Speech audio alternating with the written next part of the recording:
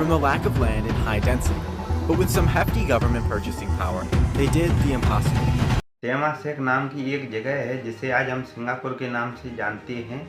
यह एक इतना छोटा देश है जिसे हम दुनिया के नक्शे में ध्यान से देखेंगे तब हमें पता चलेगा कि हाँ, इस जगह पर सिंगापुर है। क्षेत्रफल की दृष्टि से देखा जाए तो यह देश हमारे देश की राजधानी दिल्ली का भी आधा है। सिंगापुर पर पहले थाईलैंड यानी कि थाई मतहत का राज्य हुआ करता था। आपको जानकर हैरानी होगी कि सिंगापुर कभी भारत का ही हिस्सा हुआ करता था, जो कि चोल साम्राज्य जैसे कई और हिंदू राजाओं के साम्राज्य के अधीन हुआ करता था। 15वीं सदी की शुरुआत में मलक्का सल्तनत ने इस द्वीप पर अपना अधिकार बढ़ाना शुरू कर दिया और सिंगापुर को मलक्का सल्तनत का हिस्सा बना लिया। उसके बाद 1511 में पुर्तगालियों ने मलक्का पर अपना कब्जा कर लिया। 1613 में पुर्तगाली हमलावरों ने सिंगापुर नदी के मुहाने पर बनी बस्तियों को जला दिया। उस समय पर यह द्वीप पूरी तरह से बर्बाद हो चुका था। 19वीं सदी आते आते सिंगापुर ब्रिटिश साम्राज्य के अधीन आ गया। 1963 में ब्रिटिश साम्राज्य से आज़ादी मिलने के बाद कुछ समय के लिए सिंगापुर मलेशिया संघ में शामिल हो जाता है। इन सारी दुर्घटनाओं के बाद फाइनली 9 अगस्त 1965 को सिंगापुर को एक स्वतंत्र राष्ट्र घोषित कर दिया जाता है। सिंगापुर का पुराना नाम तेमासेक हुआ करता था, जो बाद में इसका नाम सिंगापुर पड़ा। इसके नाम के पीछे भी एक इंटरेस्टिंग कहानी है। कहा जाता है कि सन 1299 में राजा सुलन के वंशज राजकुमार संग नीलाउताम एक बार इस द्वीप पर शिकार करने गए। तब उन्होंने वहाँ एक अजीब सा जानवर दिखाई दिया। तब उन्होंने वहाँ के स्थानीय लोगों को इस बारे में बताया, तो उन्होंने बताया कि इसका नाम सिंह है, जिसका मतलब होता है शेर। तब राजा संग नीलाउताम ने इस जगह का नाम सिंहपुर रख दिया, जो कि समय के साथ साथ बदलते बदलते सिंगापुर हो गया। एक समय पर सिंगापुर की हालत इतनी ज़्यादा खराब हो गई थी कि वहाँ के लोग गरीबी, बेरोजगारी और भुखमरी जैसी गंभीर हालातों से गुजर रहे थे। वहाँ के लोग अफीम जैसे भयंकर नशे की लत के आदी हो चुके थे। अगर सही मायनों में कहा जाए तो सिंगापुर पूरी तरह से बर्बाद हो चुका था। लेकिन 9 अगस्त 1965 को आज़ाद हुआ सिंगापुर 2022 आते आते जीडीपी में प्रमुख देशों की अर्थव्यवस्थाओं में 34वें स्थान तक पहुंच गया। लेकिन सिंगापुर इतनी डेवलपमेंट कंट्री कैसे बना? सिंगापुर के पास इतना पैसा कहां से आया? और सिंगापुर आज के समय पर किस कंडीशन में है, जानेंगे आगे वीडियो में। तो वीडियो पर बने रहिए और वीडियो को पूरा एंड तक जरूर देखिए। तो चलिए वीडियो को स्टार्ट करते हैं।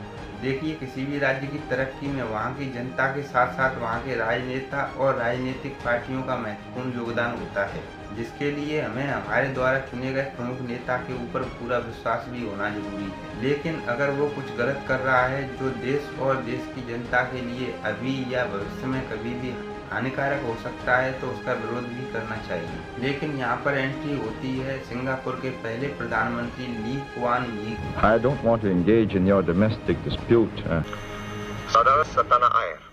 Every time we look back, जिन्होंने 1954 में पीपुल्स एक्शन पार्टी (पीएपी) की स्थापना की।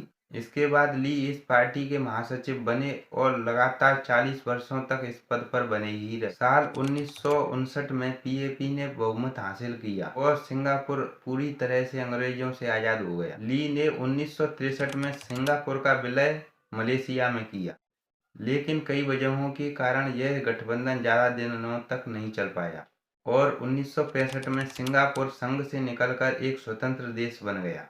लेकिन उस समय पर सिंगापुर की हालत इतनी ज़्यादा खराब थी कि लोग झोंपड़ी और झुग्गियों में रहने के लिए मजबूर थे और सिंगापुर के पास कोई ऐसा साधन भी नहीं था जो उसके विकास के काम में आ सके। लेकिन ली इजराइल से काफ़ी ज़्यादा प्रभावित थे। उनका मानना यह था कि अगर हमें सिंगापुर को एक डेवलपमेंट कंट्री बनाना है तो हमें इजराइल मॉडल को अपनाना जरूरी है। ली कुआन जानते थे कि अगर देश को एक डेवलपमेंट कंट्री बनाना है तो यहाँ पर बढ़ती हुई जनसंख्या पर लगाम लगाना बहुत ही ज़्यादा जरूरी है, जिसके लिए उन्होंने एक कानून बनाया और 2 से ज़्यादा बच्चे पैदा करने पर टैक्स लगाना शुरू कर दिया। भ्रष्टाचार एक बहुत ही बड़ी समस्या थी, जिसके लिए करप्शन फ्री सिंगापुर का नारा लगाया।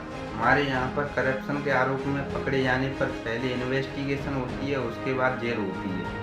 लेकिन सिंगापुर में ठीक इसके उल्टा होता है। अगर आप करप्शन के जुर्म में पकड़े जाते हो तो आपको पहले जेल होगी, उसके बाद आपके ऊपर इन्वेस्टिगेशन होगी, जिसकी वजह से सिंगापुर आज लगभग करप्शन फ्री कंट्री बन गया है। ट्रांसपेरेंसी इंटरनेशनल की 2017 की रिपोर्ट हमें बताती है कि करप्शन के मामले में आज भारत 83वें स्थान पर है, तो वहीं सिंगापुर की गिनती 6वें स्थान पर की जाती है। ली ने लोगों को रोजगार देने के लिए इकोनॉमी डेवलपमेंट बोर्ड की स्थापना की, जिसकी वजह से सिंगापुर में आज बेरोजगारी दर 1% से भी कम है। यानी कि 100 लोगों में 99 लोगों के पास रोजगार है, अच्छा कमा रहे हैं, अच्छा खा रहे हैं, और 1% या उससे कम ही लोग ऐसे हैं जिनके पास कोई काम धंधा नहीं है, कोई रोजगार नहीं है। सिंगापुर की प्रोग्रेस में वहाँ के इंफ्रास्ट्रक्चर का भी काफ़ी ज़्यादा योगदान रहा है। कंसल्टिंग फर्म मेर्सर्स की रिपोर्ट में सिंगापुर सिटी के इंफ्रास्ट्रक्चर को 231 शहरों में सबसे बेस्ट माना जाता है। सिंगापुर की मेट्रो की गिनती आज दुनिया की सबसे बेस्ट मेट्रो में की जाती है। सिंगापुर ने फ्री ट्रेड पॉलिसी को अपनाया, जिसकी वजह से यहाँ पर विदेशी निवेश भरपूर मात्रा में हुआ। इसी वजह से सिंगापुर की इकोनॉमी बहुत ज़्यादा मजबूत बनी। UNCTAD की 28 इन्वेस्टमेंट ट्रेडर्स मॉनिटर रिपोर्ट के अनुसार 2017 में फॉरेन डायरेक्ट इन्वेस्टमेंट यानी FDI हासिल करने में सिंगापुर का 8वां स्थान है। सिंगापुर को उसकी भौगोलिक स्थिति का भी अच्छा फायदा होता है। सिंगापुर मलक्का स्ट्रेट के मुहाने पर स्थित होने की वजह से समुद्री व्यापार 40% परिवहन वहीं से होता है। वर्ल्ड बैंक की रिपोर्ट के अनुसार आज के समय पर सिंगापुर दुनिया का सबसे बड़ा ट्रांसपेरिमेंट कंटेनर सेंटर है। इसकी 190 किलोमीटर लंबी तटीय रेखा पर कई गहरे पानी और बंदरगाह हैं, जिनसे दुनिया के 600 से भी ज़्यादा पोर्ट जुड़े हैं, जिनका सिंगापुर की इकोनॉमी में लगभग 15% योगदान है। एक समय पर गरीबी और भुखमरी से जूझ रहा सिंगापुर आज के समय पर एक डेवलपमेंट कंट्री बन गया है, जहां पर चमचमाती इमारतें, अच्छी स्वास्थ्य व्यवस्था, अच्छी सड़कें, अच्छी शिक्षा और करप्शन फ्री कंट्री जैसे कई सारे काम देखने को मिल जाएंगे। आपकी सिंगापुर को लेकर क्या राय है, कमेंट करके जरूर बताएं। और एक देश को डेवलपमेंट कंट्री बनाने के लिए किसका योगदान सबसे ज़्यादा होता है, ये भी आप कमेंट करके जरूर बताएं। अगर आपको वीडियो अच्छी लगी हो तो वीडियो को लाइक करना ना भूलें। अगर आप चैनल पर नए हो तो चैनल को सब्सक्राइब जरूर कर दें, ताकि आने वाले वीडियो आप तक पहुंचते रहें।